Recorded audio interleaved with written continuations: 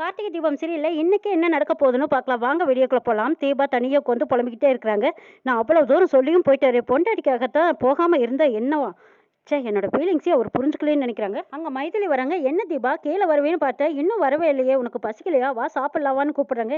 இல்ல எனக்கு இப்ப பசிக்கல வேண்டாங்கிறாங்க. என்ன தீபா சாப்பிட்டா தானே மாத்திரை போடணும், மாத்திரை போட்டுக்கலாம் வாங்க கூப்பிடுறாங்க. அண்ணே எதுக்கு இப்ப நோய் நோயின்னு பேசிட்டே இருக்கிறீங்க, நான் சாப்பிட வரல, நான் ஃபர்ஸ்டா வந்து சாப்பிட்டுக்கிறேன், நீங்க போங்கங்கிறாங்க.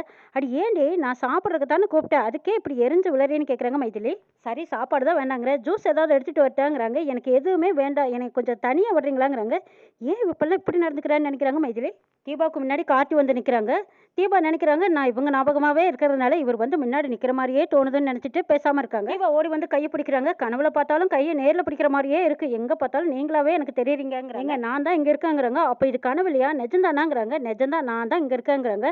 அப்போ நீங்கள் பெங்களூர் போகலையான்னு கேட்குறாங்க தீபா. ஏங்க போகலைங்கிறாங்க. எல்லாம் உங்களால தாங்கிறாங்க. எது என்னாலையா? ஆமாம், நான் தான் பெங்களூர் போகிறது உங்களுக்கு பிடிக்கலையே, நீங்கள் தான் கம்பெனி கடமை வேலைன்னு சொல்லி போயே தீர்வேன்னு போனீங்க. இப்போ என்னாச்சு, ஏன் போகலைங்கிறாங்க. நீங்கள் தான் ஃபீல் பண்ணீங்க, அதனால தான் நான் திரும்பி வந்துட்டேங்கிறாங்க கார்த்தி. அப்போ இன்னைக்கு நாள் பூரா இன்னைக்கு இங்கே தான் இருக்க போகிறீங்களான்னு தீபா கேட்குறாங்க. ஆமாம், இன்னைக்கு நான் லீவ் போட்டேன், இங்கே தான் இருக்க போகிறேங்கிறாங்க.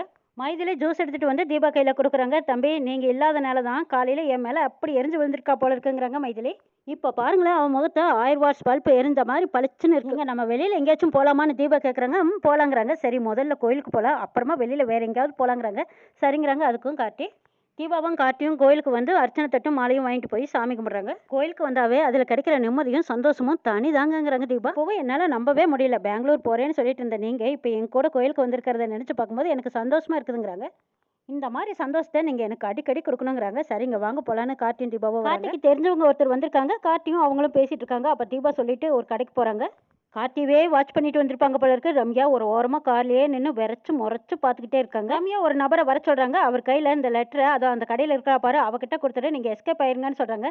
சரி மேடம்னு சொல்லிட்டு அந்த லெட்டர் வாங்கிட்டு போகிறாரு. இந்தாங்க இந்த லெட்டரை படிச்சு பாருங்கன்னு சொல்கிறாங்க. நீங்கள் யாருன்னே தெரியாமல் இந்த லெட்டரை நான் எப்படி படிப்பேன், நான் வாங்க மாட்டேங்கிறாங்க.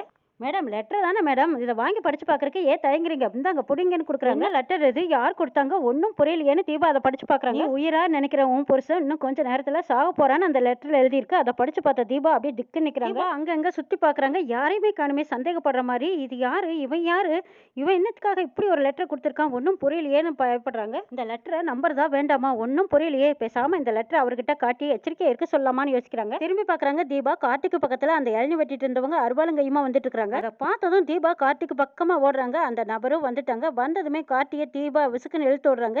எங்க என்னாச்சு உங்களுக்குன்னு கேட்குறாங்க. கார்த்தி ஆள் உங்களை வெட்ட வந்தானுங்க அப்படின்னு சொல்றாங்க. சார் நீங்க யாரு, ஏன் அருவாளோட வந்து நிக்கிறீங்கன்னு கார்த்தி கேட்குறாங்க.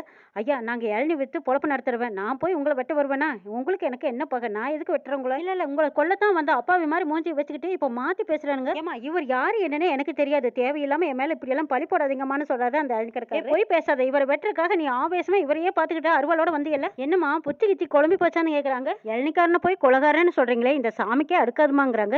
இல்லைங்க இவங்களை வெட்டிருக்க தான் வந்தா, இவன் போய் சொல்லிட்டு இருக்கிறான், தயவு செய்து இவனை நம்பாதீங்க, நான் சொல்றதை மட்டும் நம்புங்கன்னு சொல்றாங்க. என்னங்க இந்த அம்மா இப்படியே சொல்லிட்டு இருக்காங்க, விட்டா நான் தான் உங்களை கொலை செய்ய வந்தேன்னு போலீஸ்லேயே பிடிச்சி கொடுத்துருவாங்க போல இருக்குங்கிறாங்க இளநி கடைக்காரரு. ஏய் அதுதான்டா நிஜம், நீ இப்போ மாற்றி மாற்றி பேசிட்டு இருக்கிறேன்னு தீபா சொல்கிறாங்க. தீபா கொஞ்சம் அமைதியா இருங்க சார், நீங்கள் போங்க சார்ங்கிறாங்க கார்த்தி. ஏங்க அவனை விட்டீங்க, அவன் உங்களை வெட்ட தங்க வந்தான், அவனை போலீஸில் பிடிச்சி கொடுத்துருக்கணும், இப்படி அசால்ட்டை விட்டுட்டீங்களேங்கிறாங்க தீபா. என்னை நம்புங்க, ஏன் நம்ப மாட்டேங்கிறீங்க, கொஞ்சம் நேரத்துக்கு முன்னாடி நான் வளையல் கடையில் போய் நின்றுட்டு இருந்தேன்னா அப்போ ஒருத்தன் என் கையில் கொண்டு வந்து லெட்டரை கொடுத்துட்டு போனான். அந்த லெட்டரில் இன்னும் கொஞ்சம் நேரத்தில் உன் புருஷன் சாக போகிறான்னு எழுதிருக்கு. அப்போங்க பார்த்து தான் உங்களை பார்த்து அந்த இளநி கடைக்காரன் அருவாளோடு வந்துட்டு இருந்தான், அதனால தான் உங்களை வெட்ட வந்தான்னு நான் கன்ஃபார்மாக சொல்கிறேங்கிறாங்க தீபா. சரி அந்த பேப்பர் கொடுங்கன்னு சொல்கிறாங்க. பேப்பர் வாங்கி பார்க்குறாங்க. அந்த பக்கம் இந்த பக்கம் திருப்பி பார்க்குறாங்க. என்னங்க ஒன்றுமே எழுதலையேன்னு காட்டி கேட்குறாங்க. இப்போ ஆச்சரியமாக அந்த பேப்பரை வாங்கி திருப்பி திருப்பி பார்க்குறாங்க. இல்லைங்க நான் சொன்ன மாதிரி தான் இந்த பேப்பரில் எழுதிருந்துச்சு, இப்போ எழுத்தியே காணுமேன்னு பார்க்குறாங்க. சரி நீங்கள் சொல்கிற மாதிரி எழுதியிருந்தா இப்போ எப்படி அந்த பேப்பரில் எதுவுமே இல்லாமல் இருக்குங்கிறாங்க. அதாங்க எனக்கும் ஒன்றும் புரியல, ஆனால் நடக்கிறது எல்லாமே தப்பு தப்பாக இருக்குது, இந்த குழப்பத்தில் எனக்கு தலையே வெடிச்சிடும் போல இருக்குங்கிறாங்க. நீங்கள் டென்ஷன் ஆகாதீங்க, அதில் என்னதான் இருக்குன்னு நம்மளும் பார்த்துடலாங்கிறாங்க. நான் சொல்கிறத நீங்கள் நம்புங்கிறாங்க. சரிங்க இப்போதைக்கு நம்ம வீட்டுக்கு போகலாம், மற்றதெல்லாம் வீட்டில் போய் பேசிக்கலாம் வாங்கன்னு கூட்டிகிட்டு போகிறாங்க. ரம்யா அவங்க 2 பேர்த்தையும் பார்த்துட்டே இருக்கிறாங்க. தீபா உனக்கு நடக்கிறதையெல்லாம் பார்க்கும்போது பாவமாக தான் இருக்குது, என்ன நீ இந்த சித்திரவதையெல்லாம் அனுபவிச்சு தான் ஆகணும், எனக்கு கிடைக்க வேண்டிய கார்த்தியை நீ கல்யாணம் பண்ணிக்கிட்டியல்ல, அதனால நீ அனுபவிச்சு தாண்டி ஆகணும்னு நினைக்கிறாங்க ரம்யா. கார்த்தியும் தீபாவும் வீட்டுக்கு வந்துட்டாங்க. தீபா சொல்கிறாங்க இந்த லெட்டரில் நீங்கள் இன்னும் கொஞ்சம் நேரத்தில் சாக போகிறீங்கன்னு எழுதியிருந்ததுங்க, உண்மையாக சொல்கிறேன் எழுதியிருந்ததுங்கிறாங்க. சரி வாங்க நீங்கள் சொல்கிறதா நான் நம்புறேன்னு சொல்லிட்டு வீட்டுக்குள்ளே கூட்டிகிட்டு போகிறாங்க. அபிராமி வராங்க. என்னப்பா கோயிலுக்கு போயிட்டு வந்துட்டீங்களாங்கிறாங்க. போயிட்டு வந்துட்டோங்கிறாங்க. தீபா ஏன் டல்லாக இருக்கே, என்ன பிரச்சனையான்னு கேட்குறாங்க. ஆமாம் கோயிலுக்கு போன இடத்துல ஒரு சின்ன பிரச்சனை பிரச்சனைங்கிறாங்க கார்த்தி. எது சாமி கும்பிட போன இடத்துல பிரச்சனையா? அப்படி என்னப்பா பிரச்சனைன்னு அபிராமி கேட்குறாங்க. அங்கே நடந்த விஷயத்த அத்தனையும் சொல்லிட்டு இருக்கிறாங்க. அவங்களுக்கு தெரிஞ்சவங்க கிட்ட பேசிட்டு இருக்கும்போது பின்னாடி இளநீ கடைக்காரர் அருவாளோட வந்ததை பார்த்துட்டு தீபா ஓடி வந்து அவங்க வெட்ட வந்துட்டாங்கன்னு என்னை பயந்து போய் என்னை இழுத்து விட்டுட்டாங்க. அதுக்கப்புறமா என்ன ஏதுன்னு விசாரிச்சா இப்படி ஒரு லெட்டர் எழுதியிருக்காங்கன்னு சொல்லி அந்த லெட்டரை காட்டினாங்கங்கிறாங்க. அப்போ அந்த பேப்பர்ல எதுவுமே இல்லையான்னு அபிராமி கேட்குறாங்க. இல்லம்மா நான் பார்க்கும்போது எதுவுமே இல்லைங்கிறாங்க கார்த்தி. ஆனால் தீபா அதில் எழுதி இருந்துச்சுன்னு சொல்றாங்கங்கிறாங்க. ஆமா அத்தை, அதுல இவரோட உயிருக்கு ஆபத்துங்கிற மாதிரி தான் எழுதிருந்துச்சு. அதுல என் கண்ணால நான் பார்த்தேன் அத்தை. நீங்களாவது நான் சொல்றதை நம்ப. பதட்டப்படாத, உன்னை யாரும் இங்க நம்பாமையெல்லாம் இல்லை அத்தை. எப்படி அத்தை நான் பதட்டப்படாம பொறுமையா இருக்க முடியும்? வந்து இவரோட உயிருக்கு ஆபத்துன்னு சொல்லி என்கிட்ட லெட்டர் கொடுத்துட்டு போறான். ஒருத்தன் இவரை வெட்டுற மாதிரியே ஒருத்தன் அருவாளோட வந்து நிக்கிறான். கிட்ட வந்த பிறகு நான் இளநீ வெட்டுருவேன்னு சொல்றேன். பேப்பரை பாருங்க அத்தைன்னு அந்த பேப்பரை எடுத்து கொடுக்குறாங்க.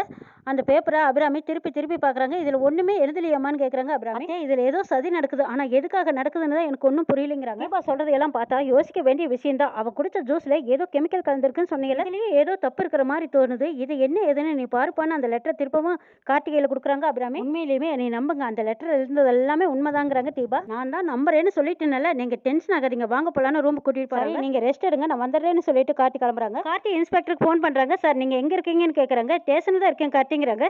நான் உங்களை ஒரு நிமிஷம் பார்க்கணும் சார் அப்படின்னு சொல்லிட்டு அங்க போறாங்க.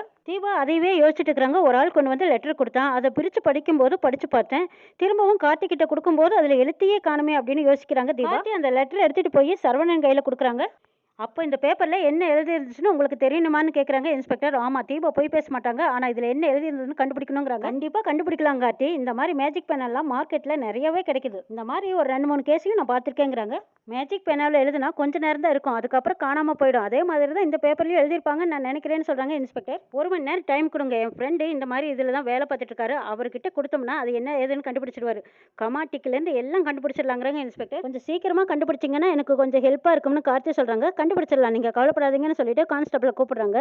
அவர் வராரு. என் ஃப்ரெண்டு டேவிட் இருப்பான், அவங்ககிட்ட இதை டெஸ்ட் கொடுங்கன்னு கொடுக்குறாங்க. அவர் இதில் என்ன எழுதி இருந்ததுன்னு கண்டுபிடிச்சு சொல்லுவார். அது என்னன்னு கேட்டு தெரிஞ்சுக்கிட்டு வாங்கன்னு சொல்லி அனுப்புறாங்க. பக்கத்தில் தான் ஃபாரின் டிபார்ட்மெண்ட் இருக்கு, சீக்கிரமாக வந்துருவாருங்கிறாங்க. சரி சார் வெயிட் பண்ணுறேங்கிறாங்க கார்த்தி. கொஞ்ச நேரத்தில் அந்த கான்ஸ்டபிள் வந்துட்டாங்க. டேவிட் இருந்தாரா? டேவிட் என்ன சொன்னாருன்னு கேட்குறாங்க. நீங்கள் சந்தேகப்பட்டது சரிதான், மேஜிக் பெனால் தான் எழுதியிருக்காங்க. சரி டேவிட் இதில் என்ன எழுதியிருந்ததுன்னு சொன்னாரான்னு இன்ஸ்பெக்டர் கேட்குறாங்க. ஆமாம் சார், நீ உயிரா நினைக்கிற உன் புருஷன் இன்னும் கொஞ்ச நேரத்தில் செத்துருவான்னு எழுதியிருந்ததா சொல்றாரு கான்ஸ்டபிள். கார்த்தி நினைச்சு பார்க்குறாங்க. இவர் சொன்ன மாதிரி தானே தீபாவும் சொன்னாங்கன்னு நினைக்கிறாங்க. அந்த பேப்பர்ல அந்த அச்சை அப்படியே பிரிண்டா கொண்டு வந்திருக்காங்க. இன்ஸ்பெக்டர் படிச்சு பார்த்துட்டு இந்த கார்த்தி உன் ஒய்ஃப் சொன்னது கரெக்ட் தான் கொடுக்குறாங்க. கார்த்தியும் அதை படிச்சு பார்க்குறாங்க. பிளான் பண்ணி தான் செஞ்சிருக்காங்க. ஒருவேளை உங்க அண்ணியா கூட இருக்கலாம். உங்க வீட்டில் ஒரு லேடி இருக்காங்களா, அவங்க கூட பண்ணியிருக்க வாய்ப்பு இருக்குதுன்னு சொல்றாங்க. கார்த்திக்கு என்ன பண்றதுன்னே தெரியல, பேசாம அமைதியா இருக்காங்க. இன்னும் என்னெல்லாம் நடக்க போகுதுங்கிறது ஒரு எபிசோட்ல பார்க்கலாம்.